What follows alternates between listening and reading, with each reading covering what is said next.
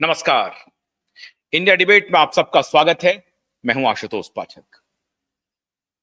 मित्रों, आदित्य ठाकरे चले थे छब्बे बनने, मतलब चौबे बने गए थे छब्बे बनने, दूबे बन करके लौटे। अब वो दूबे भी नहीं है, वो कुछ और ही है। आदित्य ठाकरे पूरी तरह से अब फंस चुके हैं।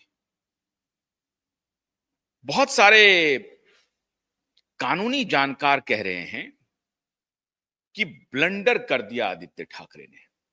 और तभी मैंने आपको कहा था कि ये ईश्वर के चमत्कार के अलावा कुछ भी नहीं है। ईश्वर अगर नहीं चाहते तो ये काम नहीं होता। ईश्वर ने क्या चाहा? पहली बार जब पीआईएल फाइल हुई थी तो ठाकरे गैंग में दहशत हुई कि ये क्या बात हुई, और उनको लग रहा था कि पीआईएल फाइल होते ही वो इंटरवेंशन फाइल करेंगे और वो पीआईएल फाइल करने वाले की नीयत पर सवाल खड़ा करेंगे और कहेंगे कि साहब आप जो हैं कौन हैं? आप ना 3 में हैं ना 13 में हैं। परिवार वाले कोई सवाल उठा नहीं रहे हैं और आप क्यों आए हैं पीआईएल फाइल करने के लिए? आपका इंटेंशन क्या है? आप एक्सटॉर्शन करना चाहते हैं, आप फंसाना चाहते हैं, आप पॉलिटिकली मोटिवेटेड हैं, बीजेपी के तरफ से हैं, तो उसके तरफ से हैं, तो इसके तरफ से हैं। ये दलील पीआईएल में ये देते और पीआईएल को वो क्वैश करा देते। और इसीलिए बड़ी चतुराई से एक ऐसे बेंच में, मैं नाम नहीं लूंगा, एक ऐसे बेंच में पीआईएल की हियरिंग गई जिसमें यही सवाल उठना था और यही सवाल, इसी का उत्तर इनके वकील साहब देते और एक प्रकार से पीआईएल एडमिट ही नहीं होता और पीआईएल को रिजेक्ट कर दिया जाता। और इसीलिए आपको याद होगा तब जब 2023 में पीआईएल फाइल होने के बाद बहुत सारे हलकों से यह खबर आई, इवन सुशांत के परिवार के तरफ से भी। अब मैं पूरी तरह से, मुझे याद नहीं है वो वीडियो, लेकिन कहीं ना कहीं मैंने सुना या देखा, कोई ट्वीट या किसी जगह पर इसका देखा कि उनके परिवार वाले भी कह रहे हैं कि पीआईएल का एडमिशन होगा, देखा जाएगा। वकील साहब ने भी कहा उनके, अब देखते हैं कि पीआईएल का एडमिशन होता है या नहीं होता है, पीआईएल पर हियरिंग शुरू होती है या नहीं होती है। इन सारी बातों को लेकर के बहुत बड़ा सवाल खड़ा किया जा रहा है और वाकई में हम लोग भी आ, देख रहे थे कि पीआईएल का एडमिशन हाईकोर्ट में हो पाता है कि नहीं हो पाता है। हालांकि निश्चित रूप से पीआईएल का एडमिशन होता, पीआईएल को रिजेक्ट नहीं किया जा सकता था, लेकिन ईश्वर का उस वक्त चमत्कार हुआ और ठाकरे गैंग पूरी तरह से दहशत में आ गया कि अगर पीआईएल को एडमिट कर लिया गया और पीआईएल के एडमिशन पर अदालत ने यह आदेश दे दिया कि इंक्वायरी इनकी कीजिए, कस्टोडियल इंक्वायरी कीजिए और ये रेफर कीजिए सीबीआई को, केस को रीओपन कीजिए। अगर ऐसा हुआ तो हर हालत में हमारे ऊपर गाज गिरेगी और हम फिर बच नहीं पाएंगे। इसलिए पीआईएल को क्वैश करने के लिए ठाकरे ने इंटरवेंशन फाइल किया अदालत में और इंटरवेंशन फाइल करते ही उनको लगा कि अब मेरा क्या होगा, अब हम क्या करेंगे।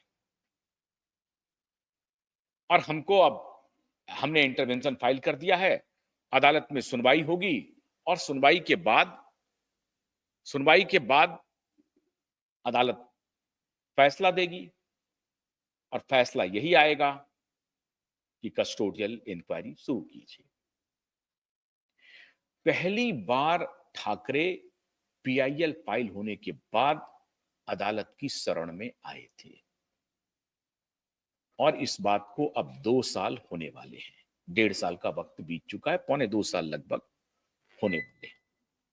पहली बार वो अपनी मान से निकले और पहली बार हम लोगों ने आदित्य ठाकरे को घुटने पर लाया। अब दूसरी बारी थी, जबकि हम लोगों को यह मालूम था कि इनकी रणनीति यही चल रही है कि ये पीआईएल के लोकस स्टैंडी पर ही सवाल खड़ा करेंगे और पीआईएल को क्वैश कराने के लिए अपनी एड़ी चोटी की जोड़ लगा देंगे। और पूरा षड्यंत्र था एक प्रकार से, किस बेंच में जाएगा, उस बेंच से क्या सवाल होगा, वकील साहब क्या बोलेंगे, उधर के वकील क्या बोलेंगे। इस तरह की सेटिंग होने की खबरें पुष्ट तो हम नहीं कर सकते, किसी के ऊपर हम आरोप नहीं लगा सकते, लेकिन ये मामला पावर गैलरी में और खास करके अदालतों में जो हमारे वकील बिरादरी है, उसमें बड़ी चर्चा थी कि पीआईएल पूरी तरह से क्रैश हो जाएगा, पीआईएल का एडमिशन ही नहीं होगा, और इसकी पूरी तैयारी कर ली गई है। लेकिन हम लोगों ने तुरूप का पत्ता अपने पास रखा था। हमें मालूम था कि ये पीआईएल के साथ खेल करने वाले हैं, और खेल किया इन्होंने। 1.5 साल तक पीआईएल की सुनवाई नहीं हुई, होने नहीं दी। और मैं अब डंके की चोट पर यह कह सकता हूं कि पीआईएल की सुनवाई इन लोगों ने होने नहीं दी। और तब के चीफ जस्टिस के ऊपर यह काफी गंभीर आरोप हम लोगों ने लगाए थे कि उन्होंने 1.5 साल तक पीआईएल नहीं सुनी, वो पीआईएल जिसमें एक लड़की के साथ गैंगरेप और मर्डर का चार्ज है। नहीं किया, कुछ भी नहीं हुआ।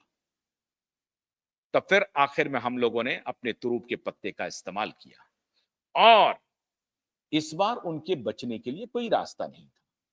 जब ये फाइल हुआ, डर के मारे पहले तो इन लोगों ने कोशिश की कि एफआईआर दर्ज नहीं हो, और उसमें ये कामयाब रहे। उसमें मित्रों ये कामयाब रहे। अदालत में इन लोगों ने पूरी सेटिंग करने की कोशिश की, और हमारे सूरमा ने एक याचिका लगाई, और उसमें उन्होंने कहा कि फलाने फलाने बेंच के पास ये सुनवाई नहीं होनी चाहिए, हम इस सुनवाई को दूसरे बेंच में ट्रांसफर करवाना चाहते हैं, कृपा करके ट्रांसफर कर दीजिए। उसके बाद बवाल मचा। जिस बेंच पर आपत्ति थी, वहां से एक बहुत बड़ा खेल चला एडवोकेट नीलेश ओझा को इंप्लीकेट करने के लिए, एडवोकेट नीलेश ओझा को दबाने के लिए नोटिस भेजा गया, कंटेम्प्ट कोर्ट का नोटिस भेजा गया। 5 जजों की बेंच बैठ गई, लेकिन नीलेश ओझा भारी पड़े और उन्होंने कंपनसेशन फाइल कर दिया। अदालत ने पूछा कि आपको यह बात सड़क पर नहीं कहनी चाहिए थी, पब्लिक में नहीं कहनी चाहिए थी, मीडिया में नहीं कहनी चाहिए थी, आप पहले अदालत में कह लेते। अगर अदालत में कोई बात नहीं होती तो आप जाते पब्लिक में, आप कहते, दुनिया को बताते, आप फ्री हैं, डेमोक्रेसी है, आप सत्य का उद्घाटन करना चाहते हैं, आप मीडिया में जाकर के उद्घाटन करते।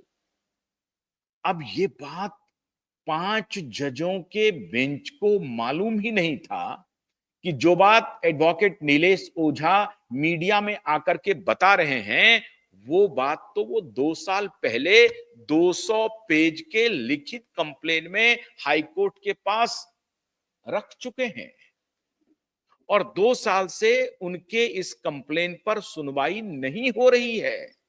ये गलती किसकी है?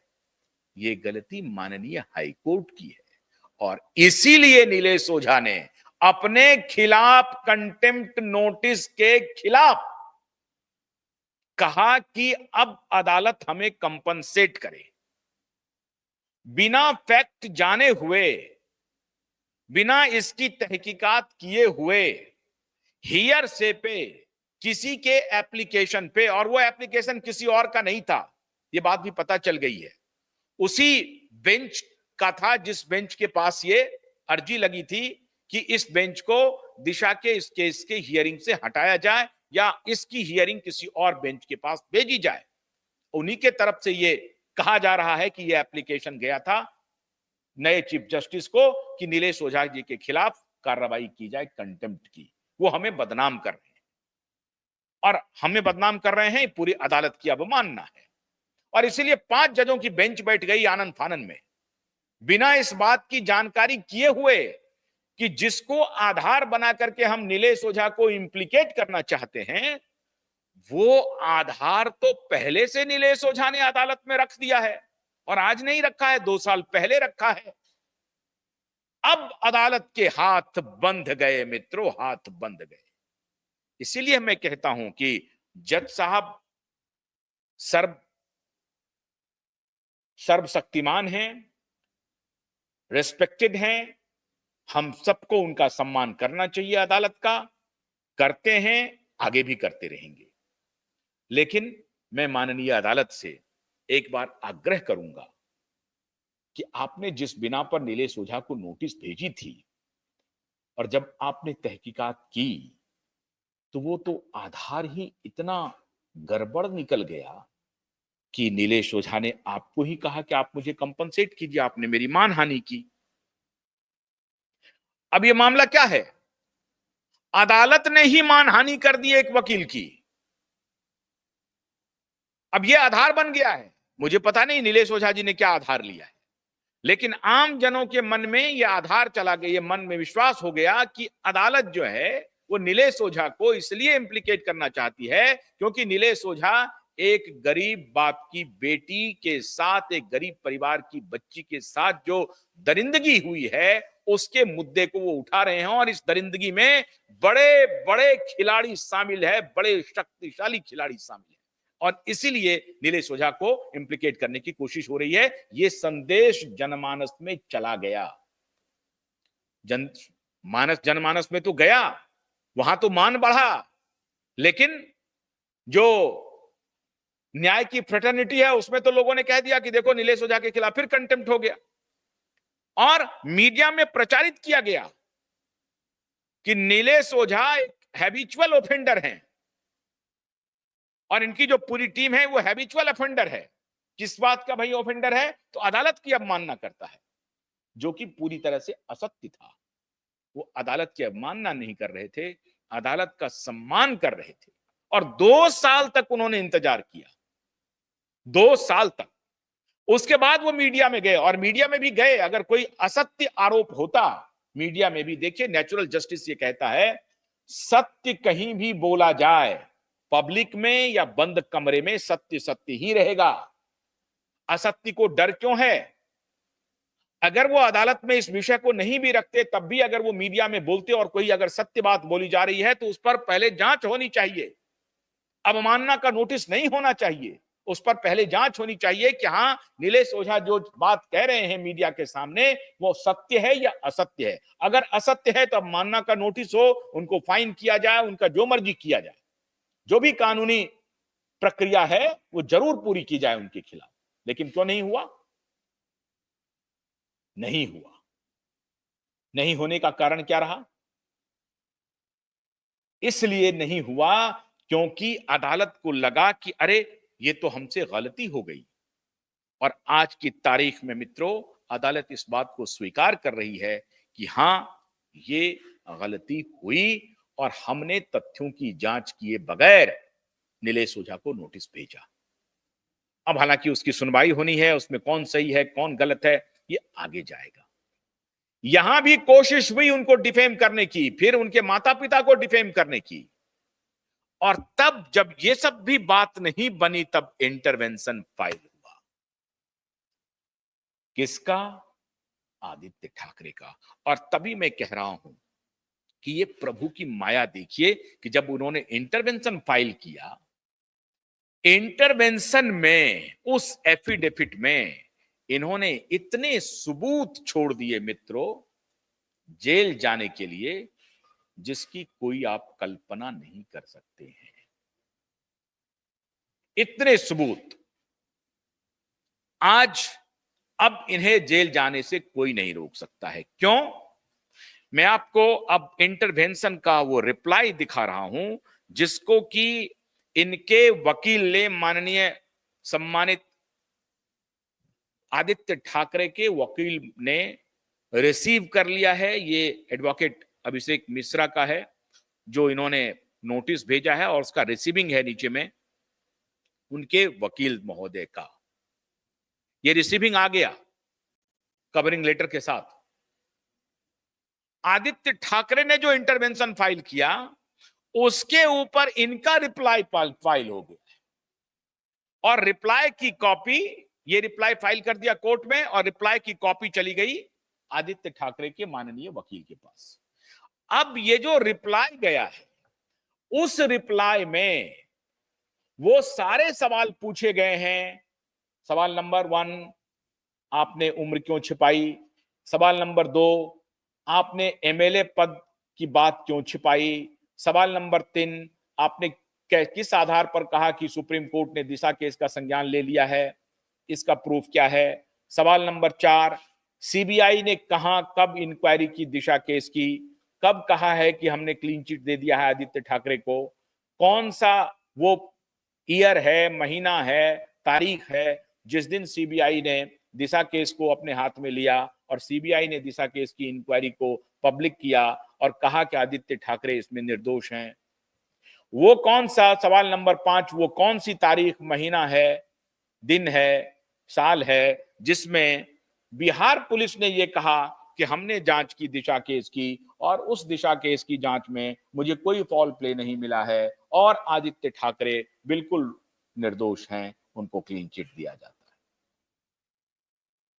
बिहार पुलिस का कोई ऑफिशियल डॉक्यूमेंट दिखाएं अगर है, सीबीआई का डॉक्यूमेंट दिखाएं अगर है, सुप्रीम कोर्ट में ने दिशा केस का संज्ञान ले लिया है दिखाएं अगर है, एमएलए पद को आपने एफिडेविट में छुपाया क्यों और अपना उम्र क्यों छुपाया? इसका जवाब मित्रों आपके ऊपर मैं छोड़ रहा हूं, आप ही बताएं कि आपने ये एफिडेविट फाइल किया मान लीजिए कोर्ट में, अब आपको ये सारे सवाल आपसे पूछे जा रहे हैं, आपके पास क्या जवाब है? कोई जवाब? 33 वर्ष था पिछले एफिडेविट में उम्र, होना चाहिए था अभी 35 वर्ष, हो रहा है 28 वर्ष। ये मिस्टेक है? आप बताएं, ये मिस्टेक है? नहीं ना, कोई मिस्टेक नहीं है, होशो हवास में लिखा गया है। आप एमएलए हैं, आप राजनीतिक कार्यकर्ता लिख रहे हैं, आप पार्टी से जुड़े हुए लिख रहे हैं, आप पुराना मंत्री का जिक्र कर रहे हैं, आप बिजनेसमैन हैं, आप सोशल वर्कर हैं, लेकिन आप सीटिंग एमएलए हैं, इसका जिक्र नहीं कर रहे हैं। क्यों? और जब आपसे यह पूछा गया है कि किधर है, वो कौन सा केस है, मतलब दिशा सालियान के पिता के वकील पूरी दुनिया में घूम घूम करके वो सारा साक्ष्य इकट्ठा कर रहे हैं और अगर सुप्रीम कोर्ट ने दिशा के केस को का कॉग्निजेंस लिया होता तो सुप्रीम कोर्ट की क्या फाइंडिंग्स है, सुप्रीम कोर्ट इस पर क्या नजरिया रख रहा है, सुप्रीम कोर्ट ने कितनी सुनवाई की, कौन गया था सुप्रीम कोर्ट लेकर के केस को, इसकी तहकीकात दिशा सालियान के पिता के वकील नहीं करते। वो इतने बड़े मूर्ख हैं, इतने बड़े बेवकूफ हैं कि उनको यह पता ही नहीं है कि सुप्रीम कोर्ट ने दिशा सालियान का संज्ञान ले लिया और वो हाई कोर्ट में अर्जी लगा रहे हैं। वाह! अब 2022 में इसी जुलाई महीने में सीबीआई की फर्जी रिपोर्ट आई थी और सीबीआई ने उसका खंडन किया। ऑफिशियल वो इन्हीं के अखबारों के पब्लिकेशंस हैं, इन्हीं के अखबारों के, जिन अखबारों में इन्होंने फर्जी रिपोर्ट छपवाई थी कि सीबीआई ने मुझे क्लीन चिट दिया, उन्हीं अखबारों में, उन्हीं न्यूज एजेंसी के माध्यम से सीबीआई ने खंडन किया और कहा कि दिशा के केस को हमने कभी लिया ही नहीं, हमने कभी उसकी इंक्वायरी की ही नहीं, हमारे पास दिशा का केस है ही नहीं, तो मैं कौन होता हूं किसी को क्लीन चिट देने वाला। इसका खंडन किया और ये पब्लिश्ड रिपोर्ट है, पब्लिश्ड। फिर भी इसकी हिमाकत देखिए कि इतना झूठ, इतना नशे में है कि वो फिर भी वो एफिडेविट में लिख रहा है कि सीबीआई ने क्लीन चिट दे दिया, जो बात जुलाई 2022 में कही थी। नशे में है, उसको पता ही नहीं है क्या हो रहा है। यही बात बिहार पुलिस के मामले में भी लागू होती है कि बिहार पुलिस को इन्होंने क्वारंटीन कर दिया था, लेकिन ये कह रहा है कि बिहार पुलिस ने मुझे क्लीन चिट दे दी है। अब ये रिप्लाई में आदरणीय नीलेश ओझा की टीम ने उसके एफिडेविट का रिप्लाई इन्होंने पहले कर दिया है कि these are the questions we need answer, appropriate answer and satisfactory answer from you and it has to be given before 16th of July। 16 जुलाई को जब हियरिंग शुरू होगी तो नीलेश ओझा और उनकी पूरी टीम ये दलील देंगे कि मिलॉर्ड, इन्होंने जो इंटरवेंशन फाइल किया था उनके कुछ सवाल हमने रिप्लाई करके इनको पूछ लिया है ऑलरेडी, तो आज वक्त गंवाने की आवश्यकता नहीं है और उसकी रिसीविंग इन्होंने कर ली है। इससे भी ये डिनाई नहीं कर सकते कि हमने जो इनको रिप्लाई में प्रश्न पूछे हैं उसका जवाब क्या ये बना करके लाए हैं। और वो 4-5 सवाल हैं, जो 10 सवाल हैं, जो भी जितने भी सवाल हैं, और भी सवाल है, ये 4 तो प्रोमिनेंट ऐसे सवाल हैं, 5 ऐसे सवाल हैं जिस पर कि कोई जवाब नहीं है, बाकी पर तो घुमा फिरा कर भी दे सकते हैं, लेकिन 5 सवाल ऐसे हैं जिसका कोई जवाब नहीं है आदित्य ठाकरे और उनके वकील के पास। तो पहली ही दलील ये पेश की जाएगी कि जो इंटरवेंशन इन्होंने फाइल किया था उसका रिप्लाई हमने दिया है, और उस रिप्लाई में हमने कुछ सवाल पूछे हैं, उस सवाल को इन्होंने रिसीव कर लिया है, उनको मालूम है, ये पढ़ने का पूरा वक्त मिल गया है और 8 दिन पहले इन्होंने देख लिया है, ये 8 जुलाई के पहले पहले इन्होंने रिसीव कर लिया है। तो 8 दिन का वक्त इनको मिला है। 8 दिन पढ़ने के बाद भी क्या वो रिप्लाई लेकर के आए हैं, उसका जवाब लेकर के आए हैं। और 16 जुलाई को, मतलब नीलेश ओझा ने, उनकी टीम ये कह रहे हैं कि हम इसको लंबा नहीं खींचने देंगे, हम इनको हर तरफ से घेरेंगे, हर दरवाजे इनके क्लोज किए जाएंगे। ये मुमकिन नहीं है कि ये बहाना बना करके इधर से उधर निकल जाए, ये मुश्किल है इनके लिए। अब इनको परेशानी होगी 16 जुलाई को, जवाब क्या देंगे इन 5 प्रश्नों का। अभी तो छोड़ दीजिए मोबाइल टावर लोकेशन क्या था, नहीं था, और उसके सीसीटीवी फुटेज क्या थे, उसको किसने खंगाला, पोस्टमार्टम रिपोर्ट का क्या होगा, सीन रिक्रिएशन, एफआईआर, सारी बात तो बाद में। अभी जो इन्होंने एफिडेविट जो फाइल किया है उसके जो इन्होंने झूठ लिखे हैं, उस झूठ का पहले जवाब देना पड़ेगा। तो पहला झूठ तो यह हो गया है कि पीआई शैलेंद्र नगरकर ने जो रिप्लाई फाइल किया है उस पर उनको देना है जवाब सरकार को कि भाई ये ना 3 में है ना 13 में है।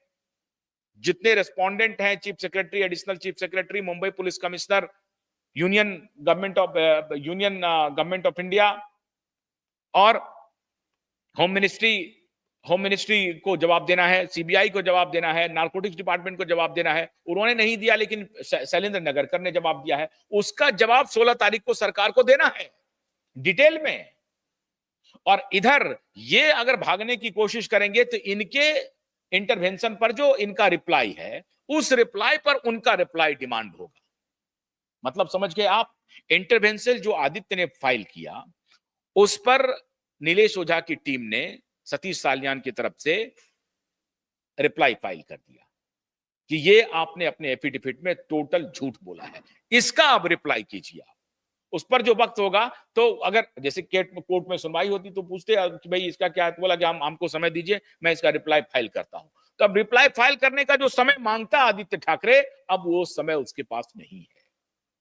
एफिडेविट आपने दिया है, ये तथ्य आपने बोले हैं, इस तथ्य के बारे में हमने आपको पहले लिखित रूप से पूछ लिया है। अब आप ये भी नहीं कह सकते हैं कि हमको जानकारी नहीं है। मैं एक बार फिर से देख करके आपको रिप्लाई फाइल करता हूं। हमने तुरंत उसी वक्त आपसे पूछा था कि आप इसका उत्तर दें, मतलब रिप्लाई फाइल करें, आप लिखित रिप्लाई फाइल करें। तो क्या वो लिखित रिप्लाई लाए हैं, इस पर होगी। और फिर जज साहब कहेंगे करे आप तो लिखित रिप्लाई नहीं लाए, तो लिखित रिप्लाई दीजिए फटाफट, आप क्यों लेट कर रहे हैं।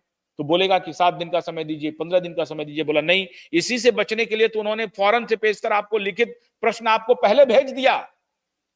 ये नहीं कि अदालत में हियरिंग के समय में इस सवाल को उठाया जाए, उन्होंने बजाबता लिखित भेज दिया आपको और उसकी रिसीविंग आपने कर ली है।